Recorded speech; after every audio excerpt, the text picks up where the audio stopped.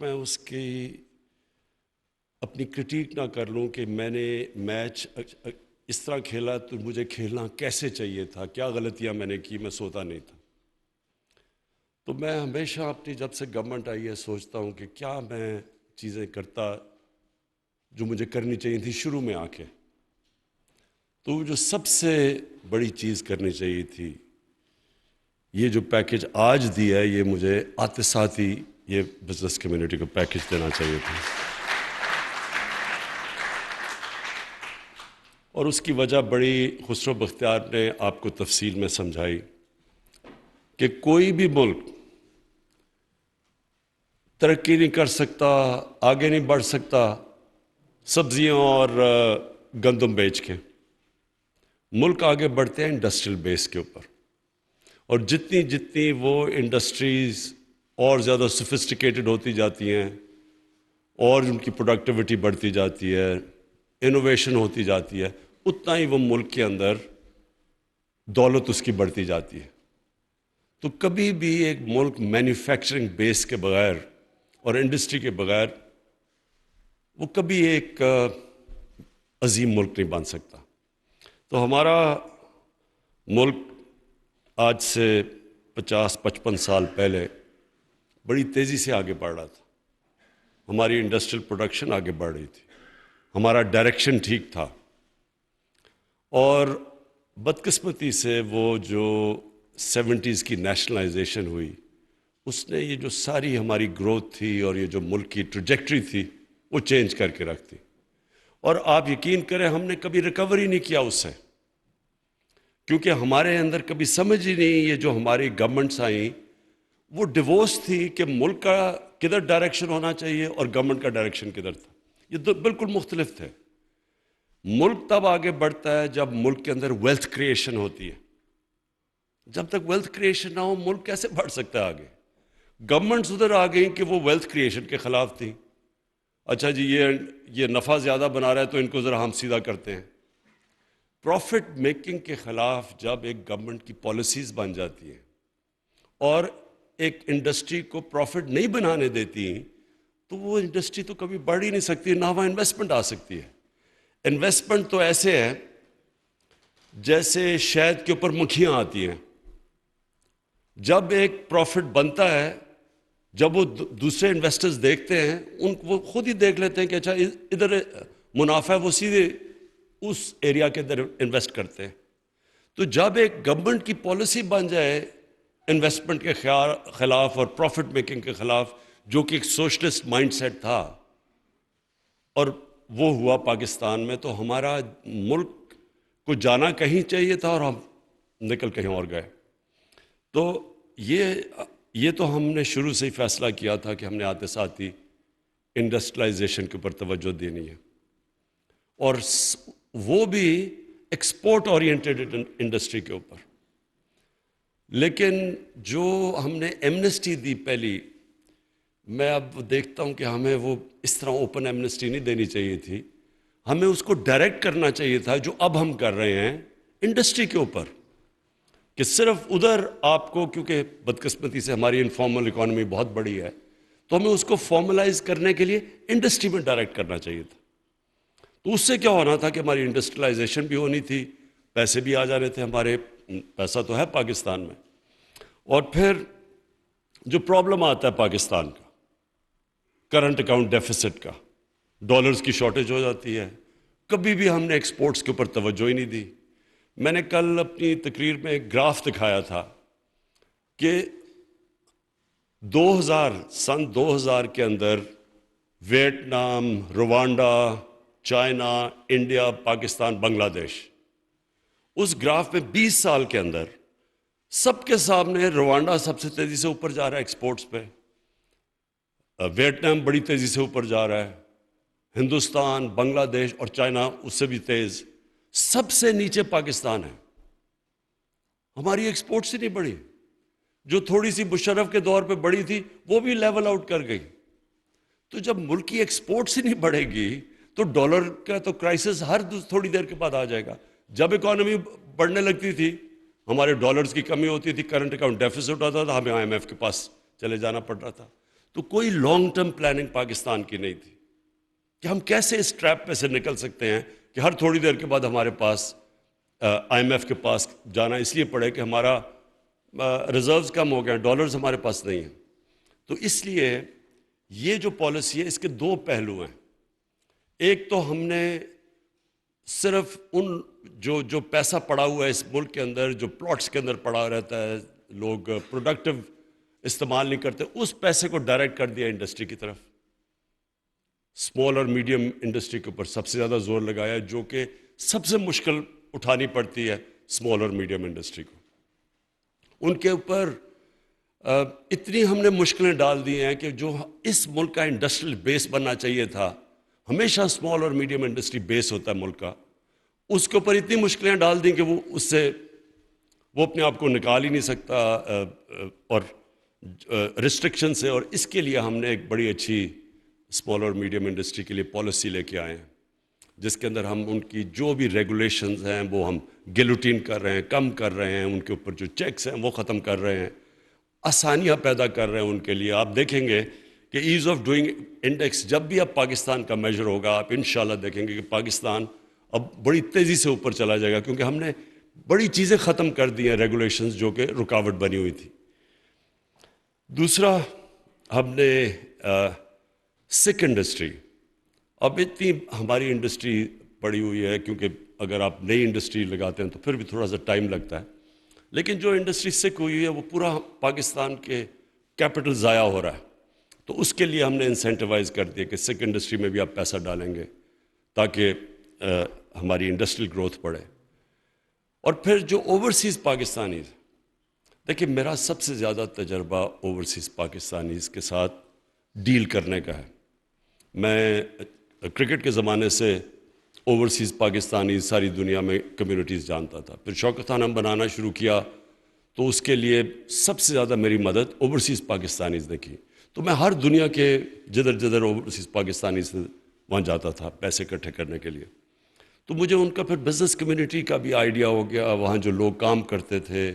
اور اب میں 30 سالوں کی بات کر رہا ہوں جب سے میں نے پیسے اکٹھے کرنے کیے شوکت خانم کے لیے. تو میں نے دیکھا آہستہ آہستہ چھوٹا بزنس مین بڑا بزنس مین بنتا گیا، اور ان سے پھر مجھے آئیڈیاز آئے کہ وہ کیوں نہیں پاکستان میں بزنس کرتے، کیوں نہیں انویسٹ کرتے آ کے پاکستان میں. تو ادھر سے مجھے آئیڈیا ہوا کہ ہم نے سب سے بڑا جو اپنا اثاثہ ہے اوورسیز پاکستانی، ان کے لیے کتنی رکاوٹیں ہم نے پیدا کی ہوئی ہیں، ہر وقت ان کو مشکل رہتی ہے. پھر ایک کانٹریکٹ انفورسمنٹ، اگر ان کا کوئی انویسٹ کرتے ہیں پیسہ اور کانٹریکٹ جو پارٹنر ہے، جو مسئلے آتے ہیں ہمارے پاس، ان کے پاس رل جاتے ہیں عدالتوں کے اندر. تو یہ ساری چیزیں پھر مجھے تب سے یاد ہے کہ ان کے وہ پھر آخر میں تنگ آ کے پلاٹ کے اندر پیسے ڈال دیتے تھے، پھر پتہ چلا پلاٹ کے اوپر قبضے ہو جاتے تھے. تو یہ ساری چیزوں کے لیے ہم نے، ہماری گورنمنٹ نے آتے ساتھ ہی ایکشن لیے. قبضہ گروپ کے اگینسٹ ہم نے ایکشن لیے ہیں. ہم نے اب اسپیشل اوورسیز پاکستانیز کے لیے کورٹس بنا دیے ہیں. ان کے لیے مسلسل ہم آسانیاں پیدا کرتے رہے ہیں. اور اب ہم ان کو یہ دعوت دے رہے ہیں کہ وہ پاکستان کے اندر جب انویسٹ کریں گے تو 5 سال کا ان کو ٹیکس ہالیڈے ملے گا، نو کوسچنز آسکڈ ہوگا.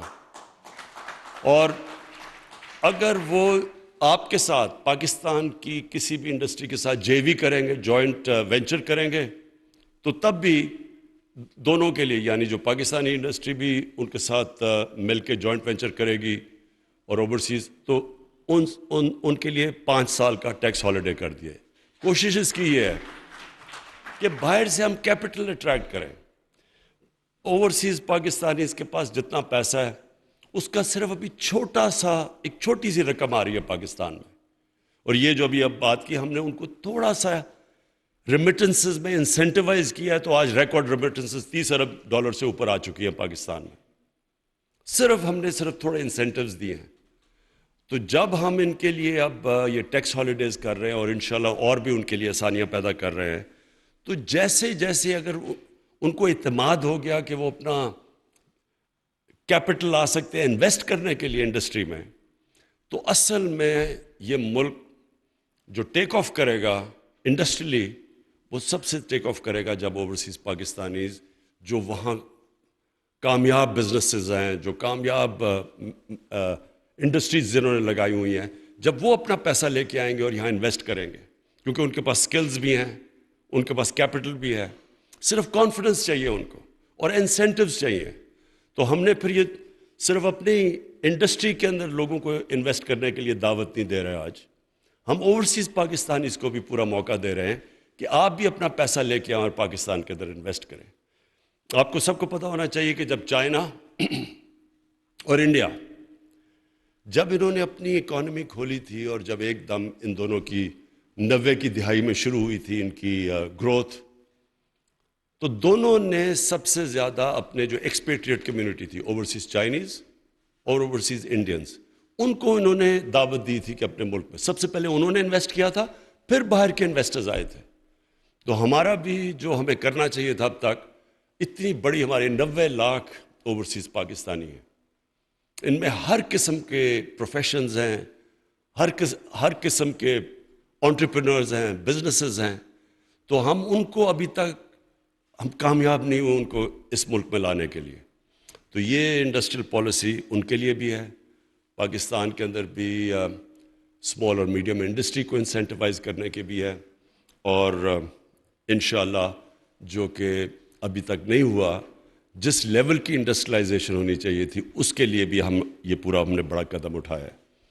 اور آخر میں جو سب سے پہلے، جس طرح میں سوچتا ہوں کہ مجھے آتے ساتھ ہی کیا کرنا چاہیے تھا، ایک تو یہ انڈسٹری کے لیے صرف ایمنسٹی دینی چاہیے تھی، انڈسٹری کے لیے انویسٹمنٹ کے لیے، اور دوسرا جو آئی ٹی ہے، انفارمیشن ٹیکنالوجی، ہندوستان کہاں سے کہاں پہنچ گیا. اور ہم دیکھیں کہ ہماری ان کے مقابلے میں خیال میں ان کے 140 ارب ڈالر ایکسپورٹ ہے آئی ٹی کی، اور ہم ابھی 70% ایکسپورٹ بڑھی ہے ہمارے آتے ہوئے، لیکن وہ کچھ بھی نہیں ہے، مشکل سے 4 ارب ڈالر بھی نہیں ہے، یہ کچھ نہیں ہے. اور اس کی وجہ یہ ہے کہ ہم نے اپنے فری لانسرز کو، اپنی آئی ٹی کمپنیز کو انسینٹیوائز ہی نہیں کیا. ہم نے ان کو ایسے رکھا جیسے عام انڈسٹری کو ہم ٹریٹ کر رہے ہیں. آئی ٹی انڈسٹری بالکل مختلف ہے، اس کی ریکوائرمنٹس مختلف ہیں، ان کے انسینٹیوز مختلف ہیں. تو یہ پہلی دفعہ اب ہم نے ان کو پوری طرح انسینٹیوائز کیا، اپنے انفارمیشن ٹیکنالوجی کے سیکٹر کو، کمپنیز کو بھی، فری لانسرز کو بھی ہم نے پوری طرح اب انسینٹیوائز اور چھوٹ دی ہے.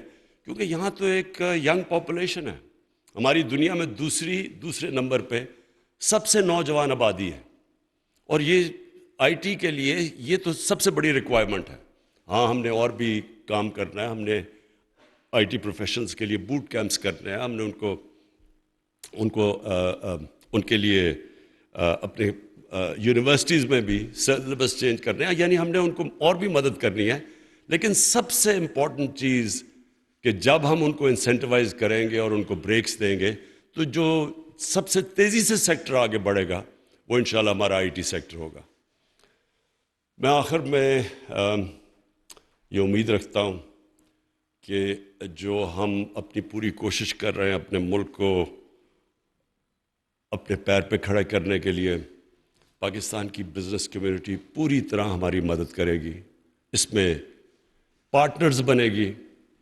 کیونکہ دیکھیں، جب فارن پالیسی جو ایک ملک کی ہوتی ہے، اس کے اوپر ایک آزاد اور خود مختار اور ایک غیرت مند فارن پالیسی کے لیے یہ ضروری ہوتا ہے کہ ملک اپنے پیر پہ کھڑا ہو. جو ملک ہاتھ پھیلا کے پھرتا ہے، کبھی ادھر قرضے مانگ رہا ہے، کبھی ادھر سوچ رہا ہے کہ کوئی ہمیں ایڈ دے گا، اور ایڈ کی وجہ سے جو اپنی فارن پالیسی چینج کر دیتا ہے، دوسروں کی جنگوں میں شرکت کر دیتا ہے، فارن پالیسی بنا دیتا ہے جو کہ اپنے ملک کے لوگوں کے مفادات کے خلاف ہے، کیونکہ وہ اپنے پیر پہ نہیں کھڑا. یہ یاد رکھیں، ان کی دنیا عزت نہیں کرتی. دنیا اللہ کا ایک قانون ہے، جب سے اس نے دنیا بنائی ہے، کہ اللہ سے جب آپ مانگتے ہیں تو اللہ خوش ہوتا ہے، لیکن جب انسان کے سامنے آپ ہاتھ پھیلاتے ہیں تو اس کو ترس تو آپ کے اوپر آ جائے گا، لیکن آپ کی عزت نہیں کرے گا. وہ قوم جو اپنی عزت نہیں کرتی، دنیا اس کی عزت نہیں کرتی. اور یہ پھر سے میں یہ کہتا ہوں کہ جب تک ہم ایک وہ قوم جس میں اللہ نے ہر قسم کی نعمت دی ہے. پاکستان میں کسی چیز کی کمی نہیں ہے، لیکن ہم نے کبھی اپنے پیر پہ کھڑے ہونے کی کوشش ہی نہیں کی. آسان چیز تھی، ایڈ لے لو، اچھا جی وہ افغان جہاد میں شرکت کر لو کیونکہ وہ اسے پیسے آ رہے ہیں، اور ضیاء الحق کہہ رہے جی یہ پینٹس، ساری قوم بڑی خوش ہو رہی ہے جی پینٹس، یعنی کہ اور پیسے دو تو ہم جنگ لڑیں گے. اور پھر دوسری باری آتی ہے تو وہی لوگ، پہلے ہم جہاد کرتے ہیں اور بڑا جی جہاد، روسی آئے ہوئے تو جہاد کرنا بڑی اچھی چیز ہے. 11 سال کے بعد جب امریکی افغانستان میں آتے ہیں، اب جی جہاد دہشت گردی بن گئی ہے. صرف تبھی پیسے مل رہے تھے، ابھی پیسے مل رہے. دیکھیں تو پھر جو ذلت ہمیں اٹھانی پڑی، پھر ہمیں امریکہ کو تو. اب شامل کریں گے Lahore news Fatafat. This Fatafat News is brought to you by Zameen.com. ہر پتہ ہمیں پتہ ہے. وزیر صحت ڈاکٹر یاسمین راشد کی زیر صدارت اجلاس.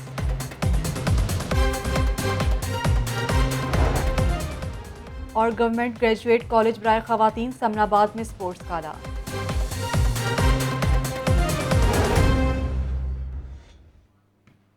ایک بار پھر آپ کو براہ راست لیے چل دیں کہ عمران خان تقریب سے خطاب کر رہے ہیں. کبھی نہیں بھولتا، پہلی دفعہ 20 سال پہلے ملا تو میں نے ان سے جب پوچھا کہ کیسے ملیشیا ہمارے سے کوئی مقابلہ ہی نہیں کر سکتا تھا، پاکستان اور ملیشیا کا آج سے 50 سال پہلے. میرے ساتھ ایچ ایس کالج میں ان کے شہزادے آگے پڑھا کرتے تھے. وہ سوچ نہیں کوئی سکتا تھا کہ پاکستان کہاں ملیشیا کا. تو اس نے کہا کہ ہم صرف پہلے ٹن اور ربر بیچتے تھے دنیا کو. ہم نے کہتا میں نے شروع کی الیکٹرانکس ملیشیا میں، پہلے ایک کاٹیج انڈسٹری بنا کے گھروں کے اندر. ہم نے کہا اچھا جی تم اسمبلی پلانٹس لگا لو، انسینٹیوائز کر دیا. وہ گھروں سے شروع ہوئے اسمبلی پلانٹس الیکٹرانکس کے، اور وہ 10 سال کے بعد $80 ارب کی ان کی ایکسپورٹس ہو گئی الیکٹرانکس کی. تو ہم نے تو کبھی کسی نے یہ سوچا نہیں کہ ہم صرف ٹیکسٹائل کے اوپر تو ملک نے نہیں اوپر جانا. تو انشاءاللہ جو ہماری اب پالیسی چینج ہے، لانگ ٹرم پالیسیز ہیں، اس کے اندر جو بیس ہوگا، میں صرف اس لیے آج آپ سب کو، میں نے خسرو بختیار کو اور رزاق داؤد کو کہا کہ دعوت دیں ہماری چیمبرز کو، بزنس کمیونٹی کو، تاکہ ہم آپ کو واضح کر دیں کہ ہمارا اب ڈائریکشن کیا ہے. ہم نے انڈسٹریلائز کرنا ہے پاکستان کو، ہم نے ہر قسم کے انسینٹیوز دینے ہیں، اور جو ہمارا اسمال اور میڈیم انڈسٹری جو بیک بون ہوتی ہے، جو سب سے زیادہ نوکریاں دیتی ہے، روزگار پرووائڈ کرتی ہے، اس کے لیے ساری رکاوٹیں ختم کر کے ان کو انسینٹیوائز کرنا ہے. اور پھر جو ہمارا سب سے بڑا اثاثہ اوورسیز پاکستانیز ہیں، ان کو پاکستان میں لانے کے لیے ہر قسم کی فیسلٹیز دینی ہے. شکریہ. ناظرین، وزیر اعظم عمران خان لاہور میں وزیر اعظم عمران خان گورنر ہاؤس میں انڈسٹریل پیکیج کے حوالے سے تقریب سے خطاب کر رہے تھے. انہوں نے کہا کہ خسرو بختیار نے تفصیل میں پیکیج کا بتایا. کوئی بھی ملک سبزیاں بیچ کر آگے نہیں بڑھ سکتا. جو پیکیج آج دیا ہے، یہ پیکیج مجھے آتے ہی دے دینا چاہیے تھا. کرکٹ کے دور میں سونے سے پہلے میں اپنی غلطیوں پر سوچتا تھا.